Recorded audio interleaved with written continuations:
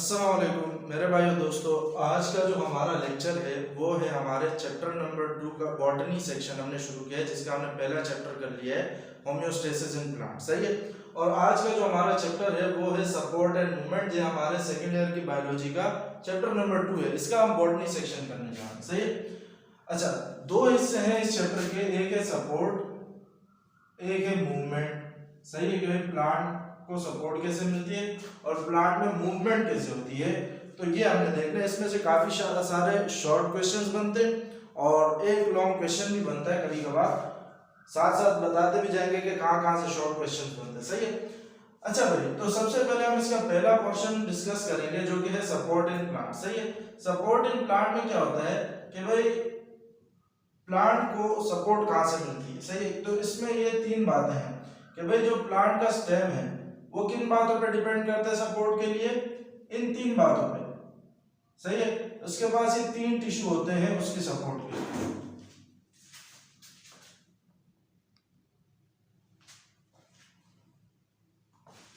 अच्छा भाई, तो हमारे पास जो हमारा प्लांट होता है वो अपनी सपोर्ट के लिए तीन बातों पे डिपेंड करता है। तीन किस्म के टिश्यू होते हैं उसके पास। एक होता है पेरेन्काइमा, एक होता है कोलेनकाइमा, एक होता है स्क्लेरेन्काइमा और एक होता है स्टील। सही है। तो तीनों को बारी बारी देखना है कि भाई इनमें ये तीन पॉइंट है, ये भी एक शॉर्ट क्वेश्चन के तौर पे आ सकता है। सही है। एक तो उसके पास होता है थिन वॉल्ड पेरेन्काइमा, जिससे वो टर्जिडिटी हासिल करता है। सही है। थिन वॉल्ड पेरेन्काइमा यानी पेरेन्काइमा की पतली वॉल होती है। टर्जिडिटी का मतलब ये होता है कि भाई मिसाल के तौर पे जैसे गुब्बारे के अंदर पानी भर दो तो गुब्बारे की जो वॉल होती है, गुब्बारे की जो गुब्बारा होता है उसमें सख्ती जैसी पैदा हो जाती है। तो उसी सख्ती पैदा होने को हम कहते हैं, हार्डनेस पैदा होने को, उसको हम टर्जिडिटी कहते हैं। लेकिन वो ऐसी हार्डनेस नहीं होती जैसे कि बाकी जैसे लकड़ी में हार्डनेस हो, इस तरीके की नहीं होती, लेकिन इस तरीके की होती है, फ्लेक्सिबल हार्डनेस होती है। सही है। उसमें लचक होती है। अच्छा, दूसरा चीज क्या है, थिक वॉल्ड लिविंग टिश्यू। सही है। ऐसे थिक वॉल्ड टिश्यू है। थिक वॉल्ड दो किस्म के टिश्यू है, एक है कोलेनकाइमा, एक है स्क्लेरेनकाइमा। लेकिन फर्क क्या है कि भाई कोलेनकाइमा हमारे पास लिविंग टिश्यू है और स्क्लेरेनकाइमा हमारे पास डेड टिश्यू है। सही है। एक है थिन वॉल्ड टिश्यू जिसका नाम है पेरेन्काइमा, जिसके थ्रू वो टर्जिडिटी हासिल करता है। दूसरा है हमारे पास थिक वॉल्ड टिश्यू, जो कि हमारे पास दो किस्म के, कोलेनकाइमा, स्क्लेरेनकाइमा, जिसमें से कोलेनकाइमा हमारे पास क्या है, लिविंग है, जबकि स्क्लेरेनकाइमा हमारे पास डेड टिश्यू है। सही है। इसके बाद आता है हमारे पास स्टील, जो कि हमारे पास सिलेंड्रिकल कोर होता है जिसमें हमारे वेस्कुलर बंडल्स मौजूद होते हैं। अब वेस्कुलर बंडल का क्या मतलब होता है, वेस्कुलर बंडल कहते हैं जाइलम और फ्लोएम को। तो प्लांट के स्टेम को अगर आप काट के देखो तो आपको कुछ इस तरीके का दिखेगा कि इसमें सबसे पहले हमारे पास ये पहली लेयर होती है जिसको हम एपिडर्मिस कहते हैं, इसको भी हम आगे डिस्कस करेंगे। सही है। उसके बाद अंदर एक लेयर होती है। सही है। इसके अंदर जाइलम भी मौजूद होता है और फ्लोएम भी मौजूद होता है। इसी सर्कल को, इसी कोर को हम कहते हैं स्टील। सही है। ऐसा कोर जिसमें वेस्कुलर बंडल मौजूद हो, ऐसा सर्कल, ऐसी सिलेंडर जिसको कहते हैं, जिसमें जाइलम और फ्लोएम मौजूद होते हैं, इस पूरे को हम कहते हैं मिला के स्टील कहते हैं। और ये बीच वाला रीजन कॉर्टेक्स कहलाता है। सही है। अब इसको मजीद डिटेल में देखना है, तो भी मैंने ऊपर से दिखा दिया आपको। सही है। तो तीन बातें हमने क्या की, एक तो पेरेन्काइमा जो कि थिन वॉल्ड है, पतली वॉल है उसकी, जो इसके थ्रू वो टर्जिडिटी हासिल करता है। दूसरा क्या है, थिक वॉल्ड टिश्यूज है जिसमें कोलेनकाइमा, स्क्लेरेनकाइमा है। कोलेनकाइमा लिविंग होता है, स्क्लेरेनकाइमा डेड टिश्यू होता है। और एक होता है हमारे पास स्टील, जो कि प्लांट के बिल्कुल स्टेम के बीच में होता है, जो कि एक सिलेंड्रिकल कोर है जिसमें हमारे पास वेस्कुलर बंडल मौजूद होते हैं। अब बारी बारी तीनों के बारे में देखना है कि भाई एक तो पेरेन्काइमा, कोलेनकाइमा और स्क्लेरेनकाइमा। पेरेन्काइमा हमारे पास, इसके बारे में तीन चार बातें हैं, शॉर्टकट में बताएंगे। पहली बात क्या है कि भाई ये कहाँ पाया जाता है, एपिडर्मिस में पाया जाता है, कॉर्टेक्स में पाया जाता है और पित्त में पाया जाता है। सही है। एपिडर्मिस, कॉर्टेक्स और पित्त। यहां जो अभी मैंने बनाया, ये ऊपर की लाइन कहलाती है एपिडर्मिस। सही है। ये स्टील के अंदर, वेस्कुलर बंडल्स के अंदर यहाँ जाइलम और फ्लोएम मौजूद होंगे, लेकिन उसके भी बीच में यहाँ पे जो रीजन होता है इसको हम पित्त कहते हैं। और ये स्टील और एपिडर्मिस के बीच का रीजन जो होता है ये कॉर्टेक्स कहलाता है। सही है। तो एपिडर्मिस में, पित्त में और कॉर्टेक्स में पाया जाता है पेरेन्काइमा सेल। इनकी थिन वॉल होती है और इनके पास प्राइमरी वॉल होती है और सेकेंडरी वॉल नहीं होती। आपको पता है भाई सेल वॉल में 3 लेयर होते हैं, प्राइमरी वॉल, सेकेंडरी वॉल और मिडल लेयर। तो इसमें प्राइमरी वॉल होती है, सेकेंडरी वॉल नहीं होती। इसके अंदर एक बड़ा सा वैक्यूल मौजूद होता है। वैक्यूल का आप पढ़ा भी होगा सेल चैप्टर में। बस समझो एक ऐसी बड़ी थैली मौजूद होती है जो कि पानी को अपने अंदर लेता है एंडोस्मोसिस के थ्रू, जिसके थ्रू अंदर पानी जमा होता है और पानी जो है प्रेशर बनाता है, सही, इंटरनल प्रेशर बनाता है, जिस प्रेशर को हम कहते हैं टर्जर प्रेशर। सही है, पानी जब अंदर जाता है तो उसमें टर्जिडिटी आ जाती है, जिसकी वजह से वो इंटरनल प्रेशर बनाता है, जिसको हम कहते हैं टर्जर प्रेशर। सही है, जिसकी वजह से प्लांट हमारा खड़ा रहता है और जमा हुआ रहता है। सही है, खड़े रहने को इरेक्ट कहते हैं और जमे को कहते हैं फर्म। सही है, अगली चीज जो हमारे पास इसमें होती है, इनमें क्लोरोप्लास्ट मौजूद होता है। तो फोटोसिंथेसिस ज्यादातर इन्हीं सेल्स में होती है, और भी सेल्स में होती है। सही, तो ये बात बारी बारी जो मैंने बातें बताई ये याद रखिए। These cells are found in epidermis, cortex and pith. सही है, they have primary wall but no secondary and no secondary wall. सही है, इनके अंदर लार्ज वैक्यूल मौजूद होता है जो कि क्या करता है, एब्जॉर्ब करता है वाटर को एंडोस्मोसिस के थ्रू, जिसकी वजह से टर्जिड हो जाता है सेल, टू बिकम टर्जिड। सही है, और क्या करता है भाई, एक्सर्ट करता है इंटरनल प्रेशर। इंटरनल प्रेशर यानी पानी जब अंदर जमा हो गया तो अंदर से प्रेशर लगाएगा, जैसे गुब्बारे में पानी अंदर पानी प्रेशर लगा रहा होता है गुब्बारे पे, तभी गुब्बारा फूल रहा होता है ना, गुब्बारे की लेयर छोटी हो रही होती है। इसी तरीके से यहाँ पे भी इंटरनल प्रेशर लग रहा होता है, जिसको हम कहते हैं टर्जर प्रेशर, जिसकी वजह से हमारा प्लांट जो है वो इरेक्ट रहता है और फर्म, इरेक्ट यानी खड़ा हुआ और फर्म यानी जमा हुआ रहता है। सही है, they have chloroplast, therefore photosynthesis largely occurs in these cells। सही है, क्लोरोप्लास्ट होता है जिसकी वजह से फोटोसिंथेसिस ज्यादातर इन सेल में होते हैं। अगली चीज है हमारे पास वो है कोलेनकाइमा। कोलेनकाइमा के बारे में भी 3 पॉइंट है कि भाई कोलेनकाइमा हमारे पास इलोंगेटेड सेल्स होते हैं, लंबे लंबे सेल्स होते हैं, और इनकी शनाख्त ऐसे की जाती है कि इनमें सेल्यूलोज की डिपोजिशन में होती है। सेल्यूलोज जमा होता है कॉर्नर्स पे, सेल्यूलोज की डिपोजिशन भी होती है कहाँ पे, कॉर्नर्स पे। सही है, कॉर्नर्स पे, पूरे वॉल में नहीं, सिर्फ कॉर्नर कॉर्नर पे। सही है, और अगला जो इसमें है कि भाई ये मैकेनिकल सपोर्ट प्रोवाइड करते हैं, और ये कोलेनकाइमा लिविंग टिश्यू इसलिए ये ग्रो करते हैं। कोलेनकाइमा लिविंग टिश्यू इसलिए ये टिश्यूज बढ़ते रहते हैं और स्ट्रेच भी करते हैं। सही है, लंबे भी होते हैं। तो collenchyma cells are elongated and characterized by extra cellulose deposition.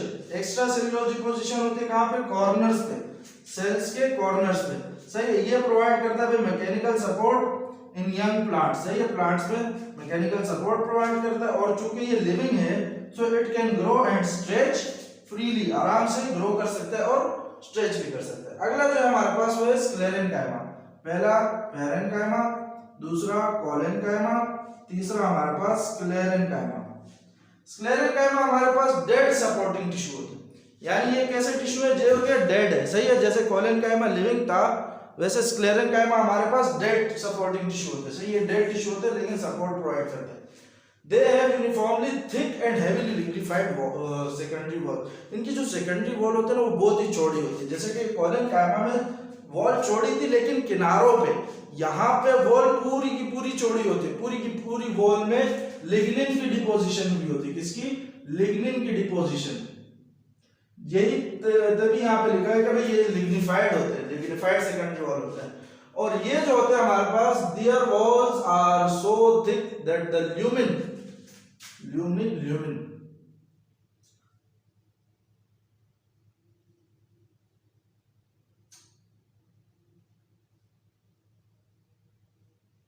इनके वॉल बहुत ज्यादा थिक होते हैं, बहुत ज्यादा छोटे होते हैं, जिसकी वजह से ल्यूमिन जो होता है वो कभी किसी किसी सेल में गायब हो जाता है। ल्यूमिन कहते हैं सेल की कैविटी को। जैसे कि ये सेल है, सही है, ये इसकी वॉल्स है, इसके अंदर की जो ये कैविटी है, ये खाली जगह है, सही है, इसको कहते हैं ल्यूमिन।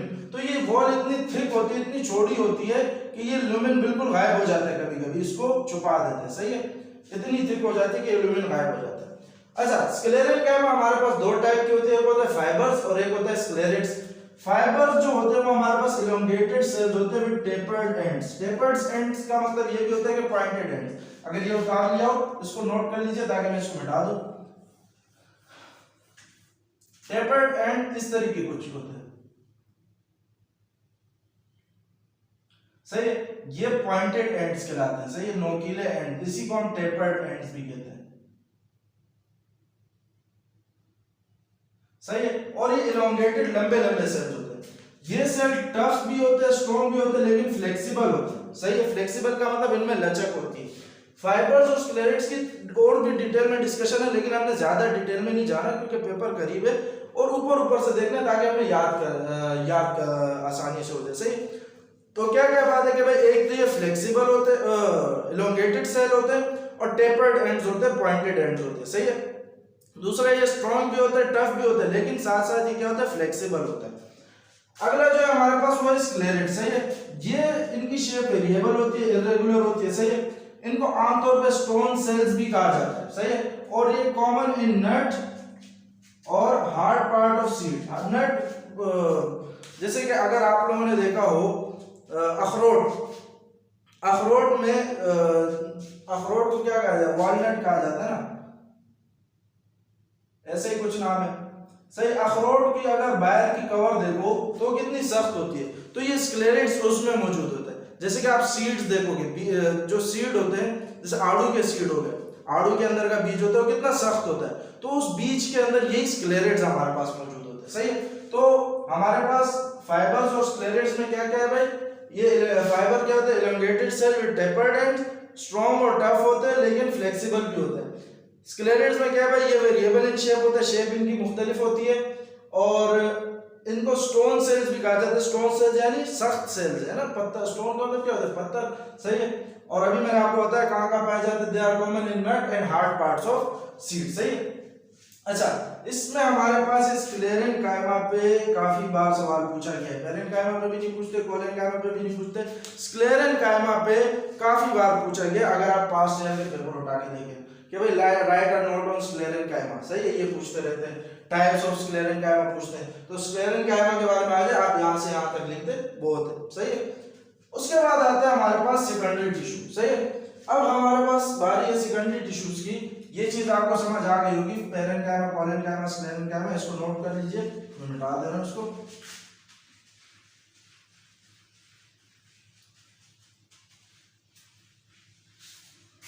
देखो भाई, सेकेंडरी टिश्यूज हमारे पास क्या होते हैं कि जो हमारे पास सेकेंडरी ग्रोथ के दौरान बने। अब सेकेंडरी ग्रोथ क्या, एक होती है प्राइमरी ग्रोथ, एक होती है सेकेंडरी ग्रोथ। प्राइमरी ग्रोथ को कहलाते हैं जब प्लांट लंबाई में बढ़ रहा हो तो उसको हम कहते हैं ये इसकी प्राइमरी ग्रोथ है। लेकिन जब प्लांट चौड़ाई में बढ़ रहा हो, सही, जब प्लांट की विड्थ बढ़ रही हो, चौड़ाई बढ़ रही हो, उसको हम कहते हैं ये सेकेंडरी ग्रोथ हो रही है। तो सेकेंडरी टिश्यूज कौन से होते हैं, ये वो टिश्यूज होते हैं जो किस टाइम बनते हैं, एक्टिविटी ऑफ लेटरल मेरिस्टेम, सही है। मेरिस्टेम वो टिश्यूज होते हैं जिनके सेल के अंदर डिवाइड होने की एबिलिटी हो। लेटरल यानी जो कि थिकनेस की साइड पे मौजूद हो, इस तरीके से, जैसे यहाँ पे हमारे पास ये मैंने स्टेम का क्रॉस सेक्शन बना दिया, तो यहाँ पे हमारे पास ये मौजूद होते हैं, सही है। ये अंदर का स्टील, सही है, और यहाँ पे हमारे पास मौजूद होते हैं, ये भी हम और भी डिटेल में देखेंगे। तो कहाँ मौजूद होते हैं, लेटरल मेरिस्टेम। एक होता है एपिकल मेरिस्टेम। एपिकल मेरिस्टेम वो कहलाता है जो कि बिल्कुल नोक पे हो, सही है। जैसे प्लांट की शूट अगर आप देखें, प्लांट की स्टेम अगर आप देखें, तो स्टेम जहां पे खत्म हो रही होती है वहां पे जो मेरिस्टेमेटिक टिश्यूज होते हैं उनको एपिकल मेरिस्टेम कहा जाता है, लेकिन यहाँ पे जो होते हैं इनको लेटरल मेरिस्टेम कहा जाता है, सही। अच्छा, और किस किस तरीके के होते हैं, जैसे कि वेस्कुलर कैम्बियम हो गया, कॉर कैम्बियम हो गया, सही है।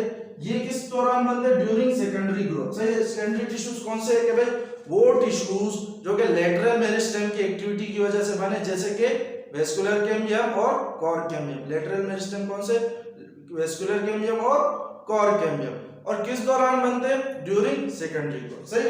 यहाँ पे मैंने वेस्कुलर कैम्बियम लिखा हुआ है, अब जरा यहाँ पे कॉर कैम्बियम भी लिख देते ताकि दोनों को आपको एक साथ समझा दूं।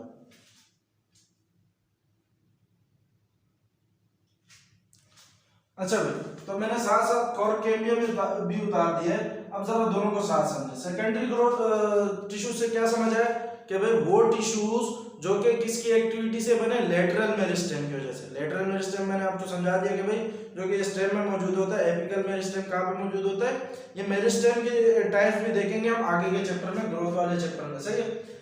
और उनमें से कौन कौन होते हैं, वेस्कुलर कैम्बियम होते हैं और कॉर्क कैम्बियम होते हैं, जो कि सेकेंडरी ग्रोथ के दौरान बनते हैं। सही है। अच्छा, अब वेस्कुलर कैम्बियम की कहानी देखो। वेस्कुलर कैम्बियम में होता क्या है, जैसे मान लो ये मेरे पास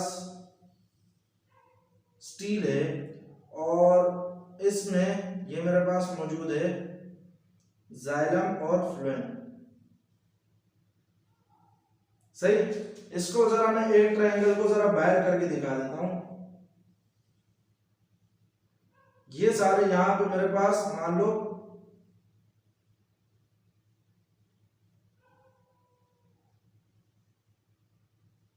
सारे के सारे क्या जाइलम है। इस स्टेज पे ये जो जाइलम होते हैं इनको कहा जाता है प्राइमरी जाइलम। क्या कहा जाता है, प्राइमरी जाइलम। और ऊपर की साइड पे जो होते हैं इनको कहा जाता है भैया, ऊपर की साइड पे जो सेल्स हैं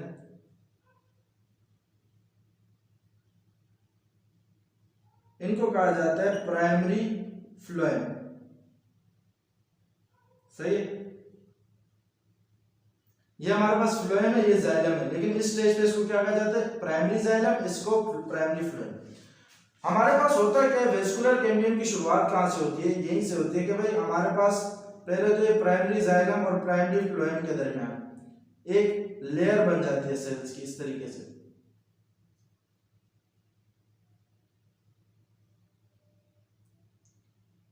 एक लेयर होती है, इस लेयर को हम कहते हैं फेसिक्युलर कैम्बियम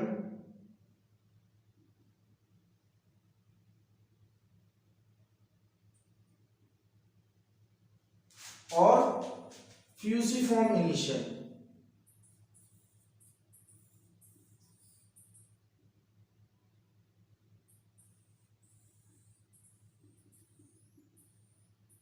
सही। वेस्कुलर कैम्बियम को समझाने की कोशिश कर रहा हूं, जरा गौर से समझिएगा। प्राइमरी जाइलम और प्राइमरी फ्लोएम के दरमियान एक मेरिस्टेमेटिक सेल, मेरिस्टेमेटिक सेल कौन से होते हैं, वो सेल जिनके पास डिवाइड करने की एबिलिटी हो, उनकी लेयर बनती है जिसको हम कहते हैं फेसिकुलर कैम्बियम या फ्यूसिफॉर्म इनिशियल, दोनों नाम है इसके। उसके बाद होता क्या है, ये तो हुआ कहां पे, इन समोसों में ये काम हुआ। मिसाल के तौर पे यहाँ पे ये बना फेसिकुलर कैम्बियम, यहाँ पे भी बन गया, यहाँ पे भी बन गया, यहाँ पे भी बन गया। सही है। और यहाँ पे भी बन गया। सही। अब रह गया ये बीच वाले हिस्सा। इस बीच वाले हिस्से को हम नाम देते हैं, ये जो बीच वाला हिस्सा है इसको हम कहते हैं मेड्यूलरी रे। होता क्या है कि भाई इनको देखते हुए ये जो मेड्यूलरी रे के सेल्स हैं ये भी इसी की तरह लेयर बना लेते हैं एक मेरिस्टेमेटिक टिश्यूज की। सही है। ये सेल से भरा होता है, लेकिन इस फेसिकुलर कैम्बियम को, जैसे यहाँ पे भी सेल भरे होते हैं, लेकिन ये वाली लेयर जो होती है ना ये सेल की, ये मेरिस्टेमेटिक हो जाती है। जब मेरिस्टेमेटिक हो जाती है तब इसको हम कहते हैं फेसिकुलर कैम्बियम या फ्यूसिफॉर्म इनिशियल। जब ये मेरिस्टेमेटिक हो जाती है तो इसको देखते हुए ये मेड्यूलरी रे, ये पूरा समोसे के बीच का हिस्सा है, दो समोसे के बीच, इसको हम कहते हैं मेड्यूलरी रे। यहाँ पे जो इसकी लाइन में जो सेल मौजूद होते हैं, यहाँ ये जो लाइन है, ये भी इनको देखते हुए मेरिस्टेमेटिक हो जाते हैं। मेरी बात समझ आ रही है कि भाई ये फ्यूसिफॉर्म इनिशियल यानी फेसिकुलर कैम्बियम को देखते हुए ये जो बीच की मेड्यूलरी रे की जो सेल की लेयर है जो इनकी लाइन में पड़ती है, वो भी इनको देख के क्या हो जाती है, मेरिस्टेमेटिक हो जाती है। मेरिस्टेमेटिक यानी इनके अंदर भी क्या आ जाती है, डिवाइड करने की एबिलिटी आ जाती है। इस बीच वाली लेयर को हम कहते हैं इंटरफेसिकुलर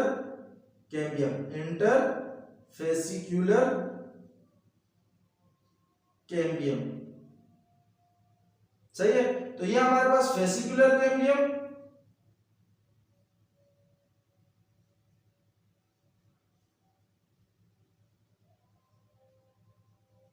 और ये बीच वाला हमारे पास क्या कहलाएगा, इंटरफेसिकुलर कैम्बियम। तो इसी तरीके से जब ये पूरा ऐसे बन जाता है तो इन पूरे को हम मिला के, इस पूरी रिंग को हम मिला के नाम देते हैं वेस्कुलर कैम्बियम। क्या नाम देते हैं भाई, वेस्कुलर कैम्बियम। इस पूरी रिंग जब ये बन जाती है, फेसिकुलर कैम्बियम और इंटरफेसिकुलर कैम्बियम के मिलने से जब ये पूरी रिंग बनती है, इसको हम देते हैं नाम वेस्कुलर कैम्बियम। सही है। अब ये वेस्कुलर कैम्बियम के पास एबिलिटी है किस चीज की, डिवाइड होने की। सही है।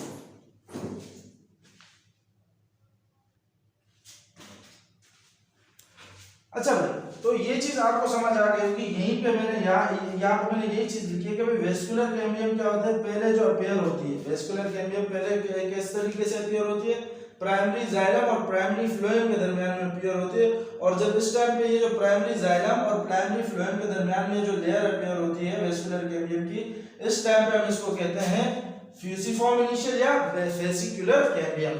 फिर इसको देखते हुए मेडुलरी रे की जो सेल की लेयर है वो भी क्या हो जाती है, मेरिस्टेमेटिक हो जाती है, और इसको हम कहते हैं इंटरफेसिकुलर कैम्बियम। फिर इन दो कैम्बियम जो कंबाइन हम नाम देते हैं, इसको हम कहते हैं वेस्कुलर कैम्बियम, इन दो लेयर को कंबाइन करके। अब होता क्या है, होता क्या, अब जरा मैं इस तस्वीर को बड़ा करके बना के दिखाता हूं। होता कुछ यूं है कि ये भैया आ गई मेरे पास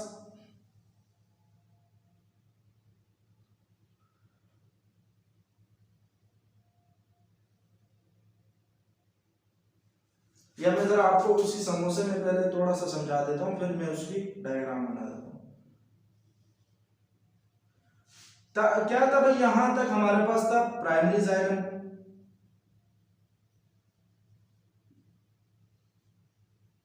यहां तक हमारे पास था सेकेंडरी प्राइमरी फ्लोएम।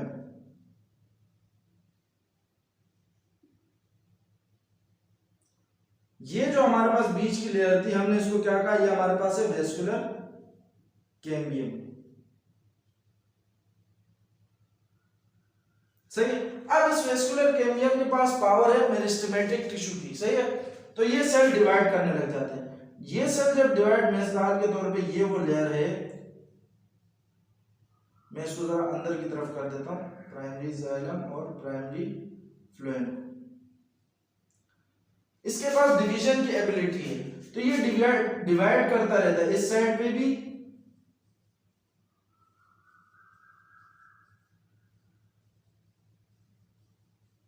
और नीचे की साइड पे भी डिवाइड करता रहता है।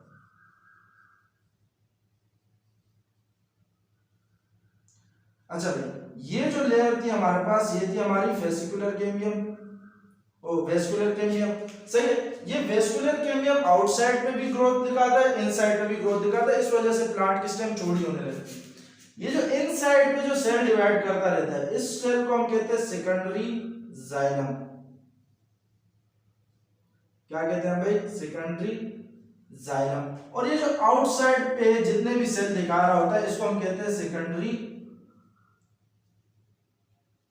फ्लोएम। यही बात मैंने यहां लिखी है कि भाई vascular cambium cuts of new sales inside called secondary xylem, और आउटसाइड पे जो सेल कट ऑफ करता है उनको हम कहते हैं सेकेंडरी फ्लोएम, सही है। अब जरा मैं इसकी डायग्राम बना के दिखा देता हूं आपको। इस तरीके से कोई डायग्राम है कि भाई ये हमारे पास वो प्राइमरी जाइलम है, ये हमारे पास वो वेस्कुलर कैम्बियम बनी, सही है। वेस्कुलर कैम्बियम, ये हमारे पास प्राइमरी जाइलम,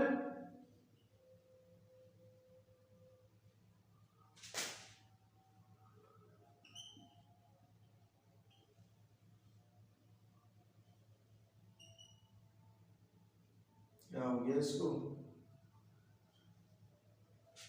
और ये हमारे पास जो लेयर थी ये किस चीज की थी, वेस्कुलर कैम्बियम की लेयर।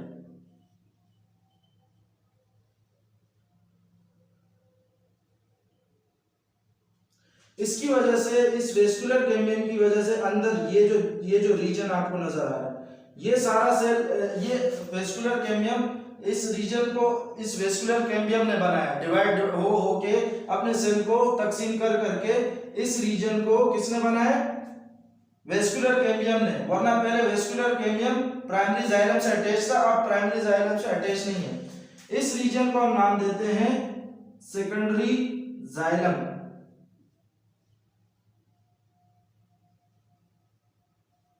भाई ये वो रीजन है जो कि वेस्कुलर कैम्बियम ने अंदर की साइड पे, इन साइड पे सेल डिवाइड कर करके बनाया था। फिर होता क्या है कि हम एक और आउटसाइड पे एक लेयर बना देते हैं, और इस रीजन को हम नाम देते हैं ये रीजन। ये वेस्कुलर कैम्बियम ने एक अंदर की तरफ डिवीजन की थी सेल की, एक बाहर की तरफ। अंदर की तरफ जो की थी वो था सेकेंडरी जाइलम, और बाहर की तरफ जो रीजन जिसमें डिवीजन हुई थी इसको कहते हैं सेकेंडरी फ्लोएम। इसी डायग्राम में मैं अभी आपको कॉर कैम्बियम भी समझा देता हूं। तो ये हम फिर इसके ऊपर इस तरीके से डब्बे बना बना के ये दिखाते हैं कि भाई हमारे पास पहले प्राइमरी फ्लोएम था।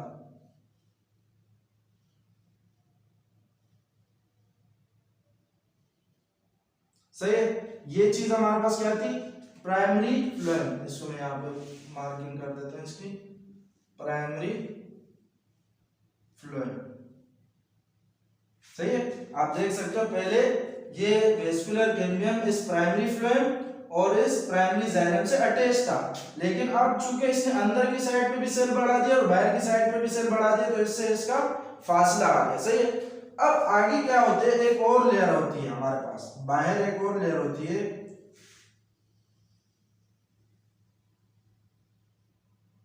इस लेयर का नाम होता है हमारे पास एपिडर्मिस।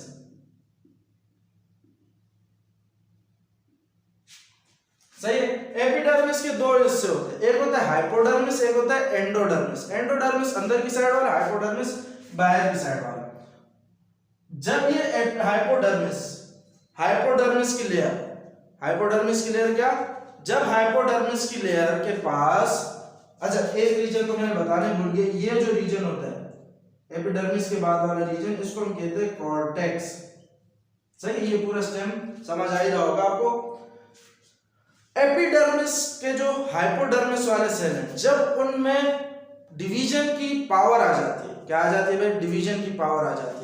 तो जब डिवीजन की पावर आ गई तो मतलब कैम्बियम बन गया। जैसे यहाँ पे वेस्कुलर बंडल में जो लेयर बनी थी जिसमें डिवीजन की पावर आ गई थी, फिर हमने उसको क्या कहा कि ये वेस्कुलर कैम्बियम है। इसी तरीके से एपिडर्मिस के वो जो हाइपोडर्मिस वाली लेयर है, उन सेल में जब डिवीजन की पावर आ जाती है तो हम उसको कहते हैं ये भी कैम्बियम बन गया, लेकिन उसको हम कहते हैं कॉर कैम्बियम। सही है, कॉर कैम्बियम करता क्या है कि कॉर कैम्बियम भी अंदर की साइड पे सेल को डिवाइड करता रहता है और बना लेता है एक सेकेंडरी कॉर्टेक्स। जैसे मान लो यहाँ ये हिस्सा प्राइमरी कॉर्टेक्स था, तो ये हिस्सा सेकेंडरी कॉर्टेक्स हो जाएगा। और एक और जैसे मान लो यही वो लेयर है, ये जो मैंने बनाई ना एपिडर्मिस को जाहिर करके, मान लो यही कॉर कैम्बियम है, तो ये अंदर की साइड पे नया नया कॉर्टेक्स बनाता है सेकेंडरी कॉर्टेक्स, और बाहर की साइड पे एक लेयर बना लेता है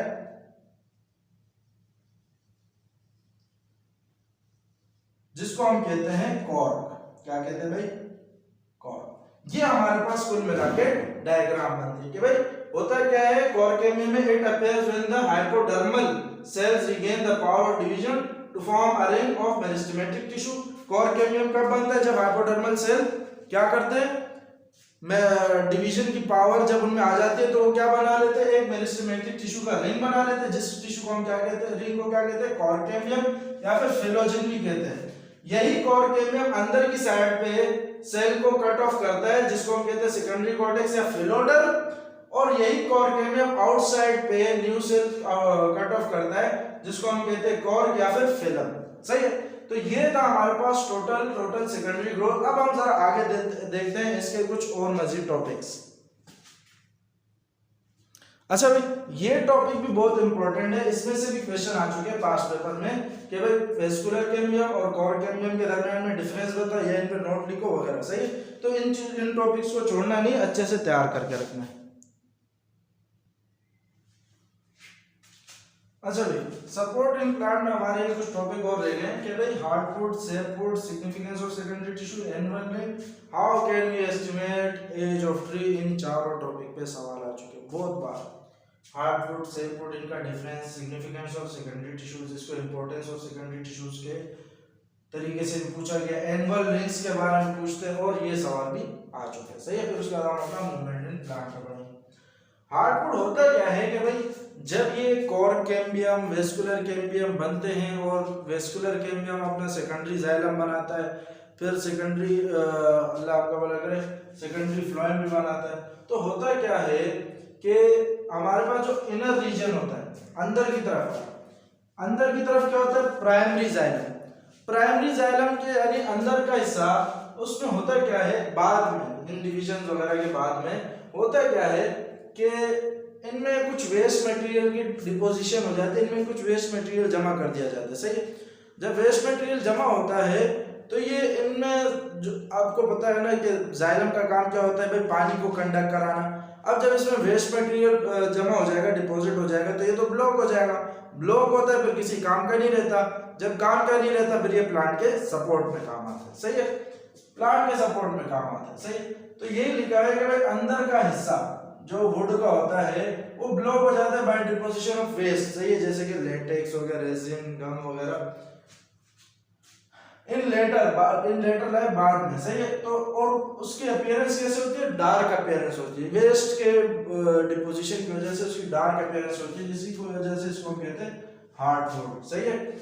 दूसरा हमारे पास होता है सेपवुड। सेपवुड जो होता है वो आउटर रीजन ऑफ वुड। आपने अगर लकड़ी को देखो तो अंदर की साइड उसकी डार्क होती है, बाहर की साइड उसकी लाइट होती है, सही। तो अंदर वाली जो डार्क साइड कलर के रिंग है वो हार्डवुड कहलाता है, बाहर वाले जो लाइट कलर आउटसाइड की तरफ होती है उसको हम कहते हैं सेपवुड। सेपवुड में क्या होता है भाई, सेकेंडरी जाइलम। आपने देखा कि भाई प्राइमरी जाइलम अंदर की तरफ चला जाता है, सेकेंडरी जाइलम बाहर की तरफ बनता है। जैसे अंदर की तरफ सेकेंडरी जाइलम, उसके पास में फिर प्राइमरी जाइलम बनता है। तो प्राइमरी जाइलम क्या होता है, वो तो अभी नया नया ताजा ताजा बना है, तो वो तो फंक्शनल होगा, वो काम करेगा, वो तो पानी को कंडक्ट करेगा। तो ये लिखा है कि the outer region of wood consist of only secondary xylem remain functional. ये फंक्शनल ही रहता है एंड इसी वजह से इसकी जो अपीयरेंस है वो गिव्स अ लाइट अपीयरेंस। ये लाइट के साथ लिख देना, appearance remain functional and therefore gives a light appearance. इसी को हम कहते हैं सेपवुड, सही है। हार्डवुड और डार्क वाला हिस्सा, सेपवुड लाइट वाला हिस्सा, सही है। इसका डिफरेंस भी पूछा जा चुका है।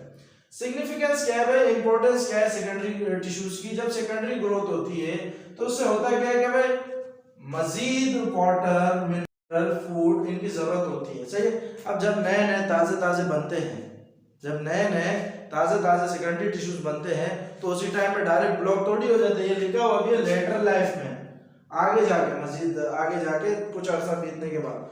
तो जब नए नए सेकेंडरी टिश्यूज बनते हैं तो होता क्या है कि भाई जब पहले एक जाइलम था, मान लो अब डिवाइड होने का 2 जाइलम बन गए, तो पहले एक जाइलम के थ्रू मान लो मिसाल के तौर पे 1 लीटर पानी जाता, तो अब कितना जाएगा, 2 लीटर पानी जाएगा। इस तरीके से एक फ्लोएम था पर 2 फ्लोएम हो गए। तो इसी तरीके से ज्यादा पानी जाता है, ज्यादा मिनरल जाता है, ज्यादा फूड की कंडक्शन होती है, जिसकी वजह से किस चीज के लिए, ग्रोइंग प्लांट्स, प्लांट को ग्रो कराने के लिए। It also provide firm support to it by producing new conducting and mechanical tissues। सही है, नए कंडक्टिंग और मैकेनिकल टिश्यूज बनते हैं जिससे इसको क्या मिलता है, सपोर्ट मिलता है। कैम्बियम जो होता है वो केयरलेस बनाते हैं अराउंड बाउंड, सही है। जब कैम्बियम में आपको पता है भाई सेल के डिवाइड करने की एबिलिटी होती है, तो जब प्लांट को कोई नुकसान, बाउंड कहते हैं, मान लो प्लांट को कोई जख्म हो गया तो उसके ऊपर जो लेयर बनाई जाती है, लेयर जो बनती है उसको हम कैलस कहते हैं, सही है। जैसे मान लो ये कैलस, उसके लिए उसकी पट्टी है, तो ये पट्टी कौन करवाता है, उसकी कैम्बियम करवाता है, सही है। अब आता है हमारे पास एनिमल रिंग्स। तो अभी मैंने आपको बोला कि जो प्राइमरी जाइलम है हमारे पास, क्या है भाई, प्राइमरी जाइलम है, वो क्या होता है, ब्लॉक होता रहता है और अल्लाह आपका भला करे उससे सपोर्ट के लिए फिर वो काम आता है, सही। लेकिन जो सेकेंडरी जाइलम होता है वो काम में रहता है, सही है। तो आगे जो टेम्परेट रीजन के प्लांट होते हैं वो accumulate secondary xylem in the form of concentric layers every year, सही है। हर साल जो सेकेंडरी जाइलम की लेयर्स है, सही है, वो मजीद बनती रहती है, एक साल में एक लेयर बनती है, सही है। इसीलिए इसको एनुअल नाम दिया गया, सही है। जो प्लांट्स होते हैं वो क्या करते हैं, एक्यूमुलेट करते हैं सेकेंडरी जाइलम को in the form of concentric layers, एक के बाद एक लेयर आती है, सही है। इनकी एवरी ईयर, हर साल में एक लेयर बनाती है। तो जब इनकी एज काउंट करनी होती है, सही, इन्हीं लेयर्स को हम कहते हैं एनुअल रिंग्स। क्या कहा हमने भाई, सेकेंडरी जाइलम को जब एक्यूमुलेट करते हैं in the form of concentric layer, सही, कॉन्सेंट्रिक लेयर एक के बाद एक लेयर रहते हैं, इनको हम एनुअल रिंग्स कहते हैं, सही। इसी से हम प्लांट की उम्र भी बता सकते हैं कि भाई यहाँ पे सवाल भी, how can we estimate age of tree. तो भाई एस्टिमेट जो है वो बताया जा सकता है age of tree by counting annual ring. Annual ring को काउंट करके बताया जा सकता है कि भाई मान लो एक प्लांट है वो 2 रिंग बनाता है, तो एक साल में उसकी 2 रिंग को देख के हम बोल सकते हैं कि भाई एक साल हमारे, एक साल में 2 रिंग बनाता है, तो 2 साल बाद हम उसके बोल सकते हैं कि जब 4 लेयर देखने को मिलेंगे तो हम बोलेंगे 2 साल हमारे।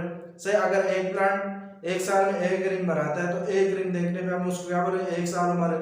2 रिंग बनाए तो 2 साल हमारे, 3 रिंग बनाए तो 3 साल हमारे। सही, तो यही चलता रहता है। अब हमारा जो टॉपिक है वो है मूवमेंट इन प्लांट्स। अच्छा भाई, अब जो हमारा है टॉपिक वो है मूवमेंट इन प्लांट। सही है, तो प्लांट, अब आप सोचेंगे कि प्लांट मूव किस तरीके से करते हैं, तो प्लांट असल में एक जगह से दूसरी जगह नहीं जाता। इसकी मूवमेंट हम इस तरीके से बताते हैं, अगर ये बेंड किया तो इसने मूवमेंट की, ट्विस्ट किया इसने तो मूवमेंट की, एलोंगेशन की तो मूवमेंट की। सही है, तो ये सारी इसकी मूवमेंट है। ग्रोथ की तो इसकी हम मूवमेंट बताते हैं। सही, अच्छा, प्लांट जो है वो 2 तरीके की मूवमेंट दिखाता है, एक ऑटोनोमस और स्पॉन्टेनियस मूवमेंट और एक पैराटोनिक और इंड्यूस्ड मूवमेंट। सही, ऑटोनोमस और स्पॉन्टेनियस मूवमेंट। अच्छा, प्लांट जो मूवमेंट दिखाता है वो स्टिमुलाई की वजह से दिखाता है। स्टिमुलाई क्या होता है, किसी फैक्टर में चेंज आ जाना जिसकी वजह से प्लांट मूवमेंट शो करता है, उस चेंज को हम कहते हैं स्टिमुलाई। सही है, अगर वो स्टिमुलाई अंदर से आ रहा है, वो चेंज अंदर से है, तो उसको हम कहते हैं ऑटोनोमस और स्पॉन्टेनियस मूवमेंट। अगर वो चेंज बाहर से आ रहा है, एक्सटर्नल है, तो वो है पैराटोनिक और इंड्यूस्ड मूवमेंट। सही है, इसकी मजीद टाइप्स होती हैं ऑटोनोमस और स्पॉन्टेनियस मूवमेंट की। क्या टाइप होती है कि भाई ग्रोथ एंड कर्वेचर मूवमेंट। सही है, growth and curvature movement. Curvature मतलब कर्व मारता है। सही, कर्व कैसे करता है कि भाई चेंजेस आते हैं in form and shape of plant due to differences in ratio of growth of different parts of plant. सही, जैसे मान लो ये स्टेम है, ये हमारे पास क्या स्टेम है, इसका एक ये हिस्सा है, एक ये हिस्सा है, ये हिस्सा भी बढ़ता है, ये हिस्सा भी बढ़ता है। तो होता क्या है कि इनके बढ़ने का रेशो मुख्तलिफ होता है। रेशो से मुख्तलिफ मुराद क्या है कि भाई ये ज्यादा तेज बढ़ रहा है, ये कम तेज बढ़ रहा है। सही है, तो इससे हो क्या रही है, एक तो ग्रोथ हो रही है और ऊपर से इस तरीके से कर्व बन रहा है। सही है, तो इसी मूवमेंट को हम कहते हैं ग्रोथ एंड कर्वेचर मूवमेंट। सही है, ये भी 2 टाइप की होती है, एक होती है नटेशन, एक होती है नास्टिक मूवमेंट। सही है, नटेशन क्या होती है कि भाई जब ग्रोथ हो एपेक्स में, एपेक्स जो स्टेम के ऊपर वाला पार्ट है। सही है, जैसे कि मैंने ये स्टेम बना के दिखाया है और इसके ऊपर वाला पार्ट, अब इसके ग्रोथ में जिगजैग मैनर में ये ग्रोथ करे, कभी ये ऊपर जा रहा है तो कभी ये ऊपर जा रहा है, कभी फिर ये ऊपर जा रहा है, कभी ये ऊपर जा रहा है। सही है, तो इस तरीके से जिगजैग मैनर में ग्रोथ करे, किस चीज की वजह से, रेशियो ऑफ ग्रोथ में डिफरेंस है। रेशियो ऑफ ग्रोथ में मैंने बताया, रेशियो ऑफ ग्रोथ क्या है कि भाई ये दोनों ग्रो कर रहे हैं तो ये अलग से ग्रो कर रहे हैं, ये अलग से ग्रो कर रहे हैं। सही है, तो इन दोनों के ग्रोथ के जो स्पीड है, स्पीड में जो कंपैरिजन है, इसी कंपैरिजन को हम रेशियो कहते हैं, रेशियो ऑफ ग्रोथ के रेट कहते हैं। सही है, on the opposite direction of apex, opposite direction के एक ये और एक ये। सही, एपेक्स की ऑपोजिट डायरेक्शन, एपेक्स से सही है जिगजैग मैनर में ग्रोथ कर रहे हैं, कभी ये ज्यादा तेज बढ़ रहा है, कभी ये ज्यादा तेज बढ़ रहा है। सही, इसी को हम कहते हैं नटेशन। सही, ये सर्कमनेटेशन भी होती है, इसको हम सर्कमनेटेशन भी कहते हैं। कब, जब ये ग्रोथ करते करते किसी चीज के गिर्द घूमने लग जाए। सही है, अच्छा, इसमें हम एग्जांपल लिखते हैं मूवमेंट ऑफ क्लिंबर अराउंड रोप। क्लिंबर हमारे पास एक प्लांट होता है, अगर आपने देखा अक्सर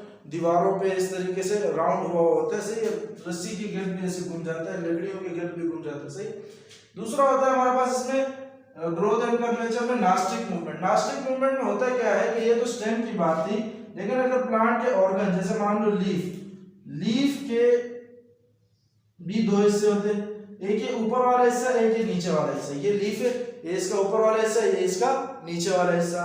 तो इस, अब जैसे कि स्टेम में 2 हिस्से थे, एक इस साइड पे एक इस साइड पे, तो इसी तरीके से इसके ऊपर और नीचे में भी ग्रोथ रेट होता है। सही है, ग्रोथ रेट में रेशियो होता है, तो कभी ये वाला ज्यादा हिस्सा ज्यादा तेजी से बढ़ता है, ये ऊपर वाला कम स्पीड से बढ़ता है, और कभी ऊपर वाला ज्यादा स्पीड से बढ़ता है और नीचे वाला कम स्पीड से बढ़ता है। तो movement occurs due to differences in growth rate on 2 opposite sides of plant organs. Organ से बात लीफ वगैरह। से अगर ऊपर वाला ज्यादा स्पीड से बढ़ रहा है तो उसको हम कहते हैं एपिनेस्टिक। सही है, when movement occurs due to faster growth on upper side of organ it is called epinastic movement. और अगर नीचे की तरफ ज्यादा तेजी से मूवमेंट हो रही है, ग्रोथ हो रही है, तो इसको हम कहते हैं हाइपोनेस्टिक। सही है, when movement occurs due to faster growth on lower side of organ it is called hyponastic, सही है। अच्छा, उसके बाद इसी ऑटोनोमस और स्पॉन्टेनियस मूवमेंट की एक और टाइप है टर्जर मूवमेंट। टर्जर मूवमेंट होता क्या है कि movement that occurs due to change in turgidity, change in turgidity की वजह से जब मूवमेंट हो।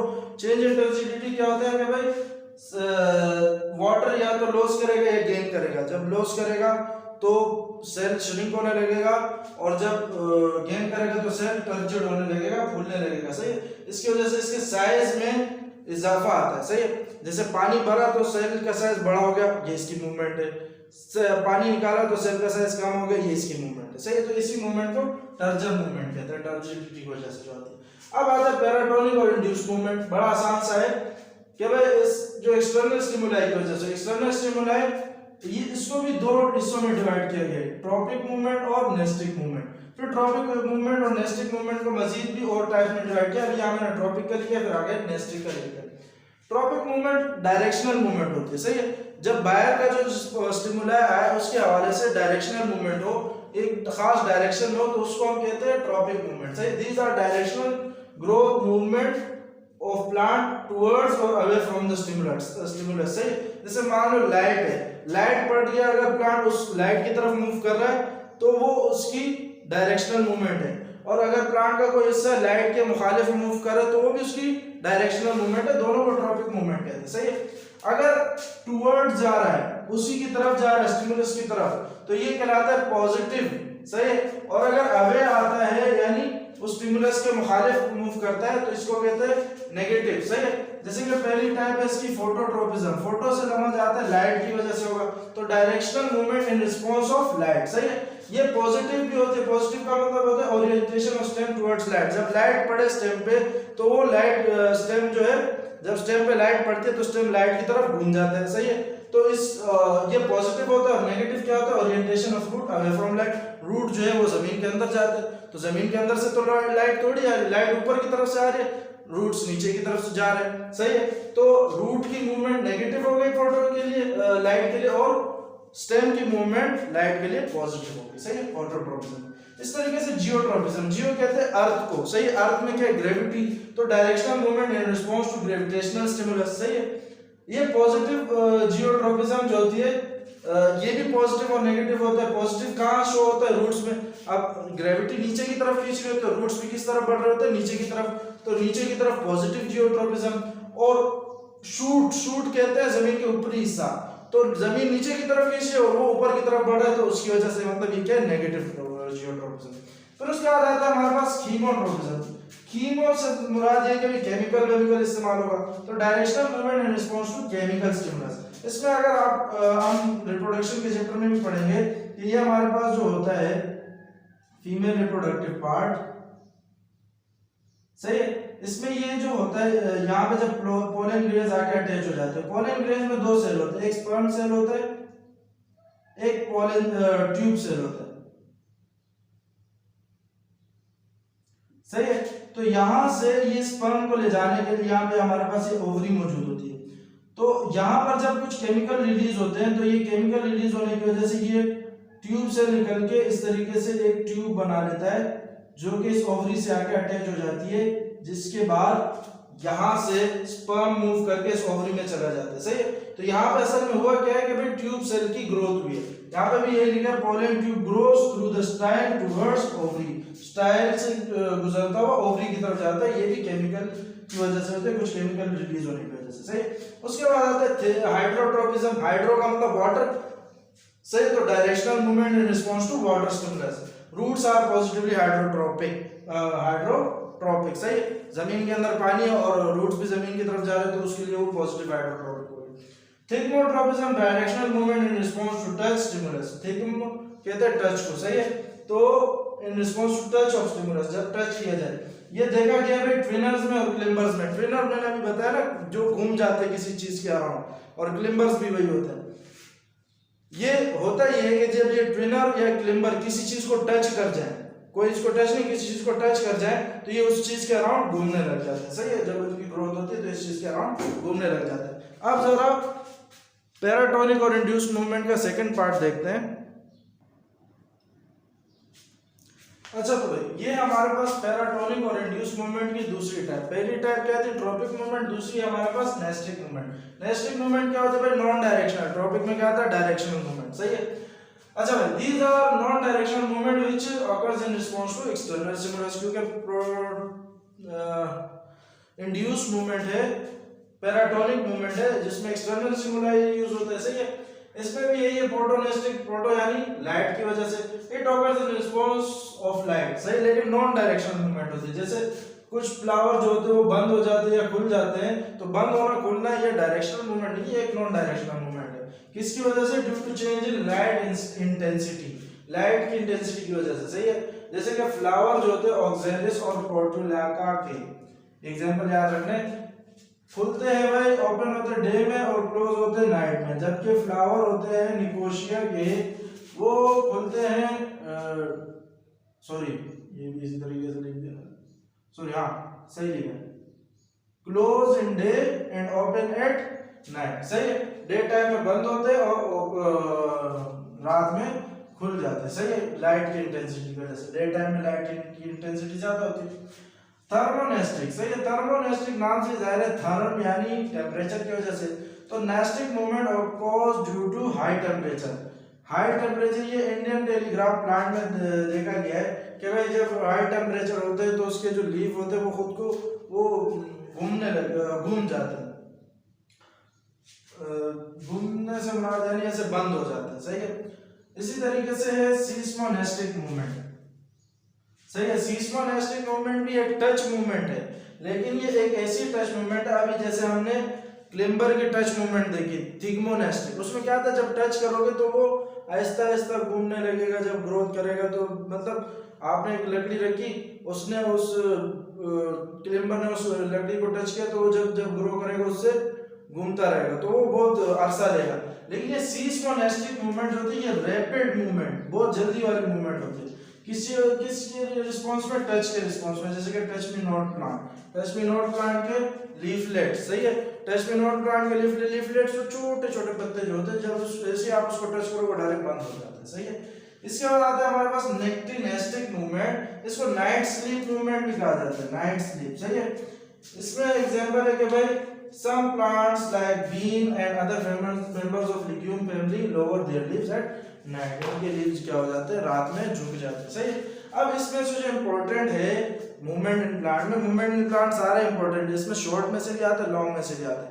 शॉर्ट में क्या आता है भाई, पैराटोनिक और induce movement, paratonic induce movement और ऑटोनोमस मूवमेंट बताओ, सही है। प्लांट के टाइप्स बताओ, मूवमेंट की टाइप, सही है। दूसरा आपसे ट्रॉपिक मूवमेंट की टाइप्स के नाम पूछते हैं, ट्रॉपिक मूवमेंट डिफाइन करने को पूछते हैं, नेस्टिक मूवमेंट डिफाइन करने को पूछते हैं। अच्छा ये मैंने नहीं देखा कि वो ग्रोथ और कर्वेचर और नेस्ट नटेशन, वो मैंने आज तक नहीं देखा उसमें, सही है। और दूसरा आपका लॉन्ग में जब पूछते हैं ना, तो लॉन्ग में पूछते हैं कि मूवमेंट इन प्लांट बताओ, उसकी टाइप्स बताओ, तो एक ऑटोनोमस, एक पैराटोनिक, सही। और एक उसमें बोलते हैं कि भाई जो पैराटोनिक और इंड्यूस मूवमेंट है उसको पूरा एक्सप्लेन करो। तो पैराटोनिक और इंड्यूस मूवमेंट को आपने पूरा याद करना है, उसको भले याद ना करो तो मसला नहीं, क्योंकि वो इतना आता नहीं, याद करना चाहते तो उसको भी याद कर लो। तो इसी के साथ हमारा आज support and movement in plant का चैप्टर भी खत्म हो गया। पढ़ते रहें, इसकी तैयारी करें, तब तक के लिए अपना ख्याल रखें। अल्लाह हाफ़िज़।